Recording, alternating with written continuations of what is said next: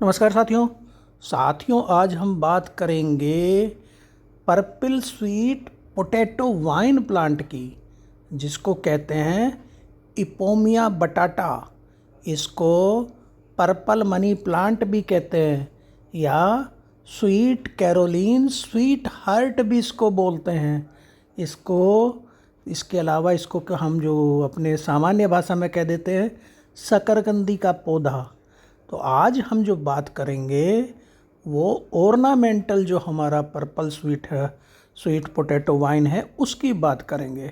Ornamental शकरकंदी का जो पौधा होता है उसकी बात करेंगे। शकरकंदी आपने खूब खाई होगी, हो सकता है इसकी खेती कैसे होती है वो भी आपने देखा हो, लेकिन जो ऑर्नामेंटल शकरकंदी का पौधा होता है जो रंगीन आकार और उसके स्वरूप में अलग अलग रंगों में ये मिलता है आपको। तो ये देखिए, मैंने इसको आप मल्टी प्लांट कंटेनर में लगा सकते हैं दूसरे पौधों के साथ। ये अब जैसे मैंने ये हरी बेल जो है हमारी अपराजिता की, उसके साथ ये पर्पल स्वीट पोटैटो वाइन का एक पौधा, एक क्या इस गमले में बड़ा गमला है ये, इसमें हमने अपराजिता का एक पौधा लगाया हुआ है और दो पौधे हमने, दो बेल इसकी लगाई हुई है। और ये बड़े ही एक कंट्रास्टिंग कलर ये दे रहे हैं। इसका जो पत्ता होता है ये पर्पल या बैंगनी कलर का, ये बिल्कुल हार्ट शेप में होता है और ये बड़ा ही खूबसूरत लगता है। तो हमें मल्टी प्लांट कंटेनर तैयार करने के लिए हम किसी और पौधों के साथ भी इस इपोमिया बटाटा के प्लांट को लगा सकते हैं और देखने में बड़ा ही सुंदर लगता है। हम ये कुछ दिन पहले ये कटिंग लाए थे और हमने इस कटिंग को दो तो बास्केट बना ली, एक ये हमने गमले में लगा दिया। तो ये बड़ा ही सुंदर चल रहा है और ये एक्चुअली गर्मियों का ही पौधा है। सर्दियों से तो ये बहुत घबराता है, ठंड में चलता ही नहीं, सर्वाइव ही नहीं कर पाता, तब तो इसको हमें अंदर रखना पड़ेगा बचाने के लिए। लेकिन ये है कि ये हर साल वापसी करता है। इसकी कंद अगर गमले में पड़ी रहेंगी तो मार्च में, बसंत में जैसे ही पाले की समस्या ख़त्म होगी तो ये फिर से उगनी शुरू हो जाती है और गर्मियों में, बरसात में बड़ी खूबसूरत चलती है। इसको बस जो डर लगता है ना, बहुत ज़्यादा पानी से, बहुत ज़्यादा ठंड से और कीट रोग से, बस यही चार दिक्कत इसके सामने आती है। बाकी ये बहुत ही बढ़िया चलता है और इसकी हर नोड पे, हर गांठ पे जड़ निकलती है। आप इसको खाली मिट्टी में उसको दबा दो, उस टहनी को, उसमें से जड़ें निकल आती हैं वहीं से, और फिर काट के दूसरी जगह लगा लो। तो इसको कटिंग से लगाना बहुत ही आसान है। बात ये आती है कि इसको रखें कहाँ, तो हमने तो अपने टेरेस गार्डन में रखा हुआ और बड़ा अच्छा चल रहा है। तो ये फुल सन पसंद है, इसे सूरज से प्यार है लेकिन ठंड से इसे नफ़रत है। तो इसे, लेकिन छाया से इसे कोई विशेष नफ़रत नहीं। तो ये इंडोर में इनडायरेक्ट ब्राइट लाइट में चल जाता है। आउटडोर में इसको फुल सन चाहिए, 6 घंटे की धूप चाहिए। जहाँ तक मिट्टी की बात है, moist well drained organic matter rich soil इसको चाहिए। और वाटर की जहाँ तक बात है, कॉन्स्टेंटली इसकी मॉइस्ट सॉइल होनी चाहिए। सुबह या शाम में पानी देने की आवश्यकता है। बरसात में तो पानी देने की वैसे भी आवश्यकता नहीं है, ना विंटर में इसको ज़रूरत है। तो गर्मियों में सुबह शाम इसको नमी बनाए रखनी है, ज़्यादा पानी नहीं देना। ओवर वाटरिंग नुकसान दे देती है, जड़ सड़ सकती है इसकी। फर्टिलाइज़र की जहाँ तक बात है, ऑर्गेनिक जो हमारा लिक्विड फर्टिलाइज़र है वो महीने में एक बार दे दीजिए, तो ये बहुत ही अच्छा चलता है। जहाँ तक इसकी प्लांट प्रोटेक्शन की बात है, तो जो डैमेज लीफ होती है ना, उनकी प्रोनिंग कर दीजिए, निकाल दीजिए। पत्तियों पे अगर मिली बग वगैरह कुछ इस तरह के कीट रोग देखे तो उनको काट दीजिए, प्रूनिंग कर दीजिए।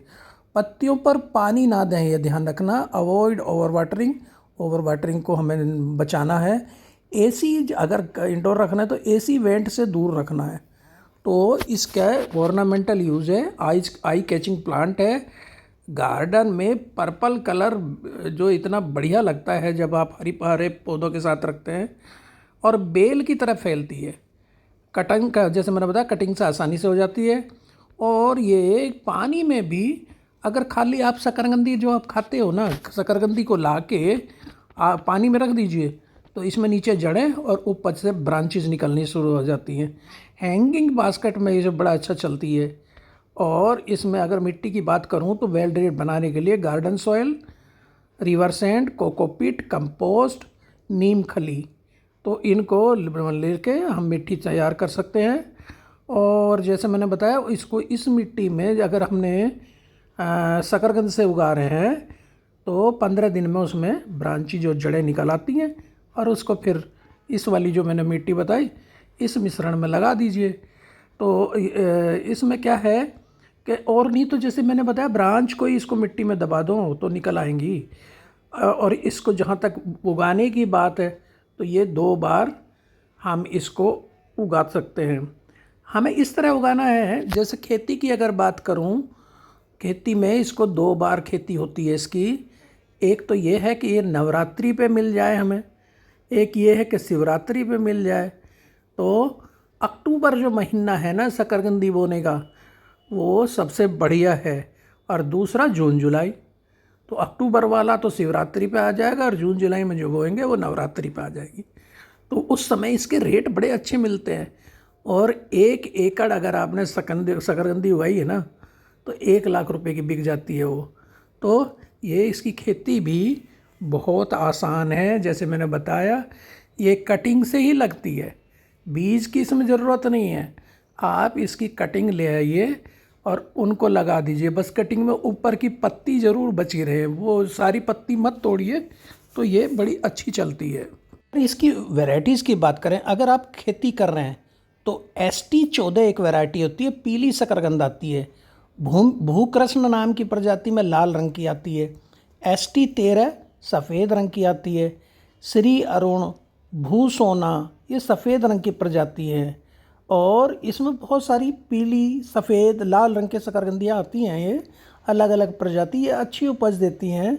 50-60 कुंटल प्रति एकड़ शकरकंदी निकल आती है अगर हम इसकी खेती कर रहे हैं।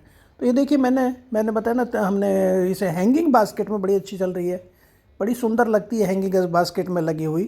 तो हमने अपने गमले में भी लगाया हुआ है प्राकृतिक के साथ, और इसके अलावा हमने हैंगिंग बास्केट में भी इसको सिंगल रूप से, और बड़ी सुंदर ये लगती है, ये लगाया हुआ है। अगर मैं बात करूं सजावटी जो ऑर्नामेंटल हमारी ये शकरकंदी होती है, उसमें 4-5 वैरायटी हैं। एक तो मार्गरीटा, दिल के आकार की पत्ती होती है, 6 फीट तक बढ़ जाती है।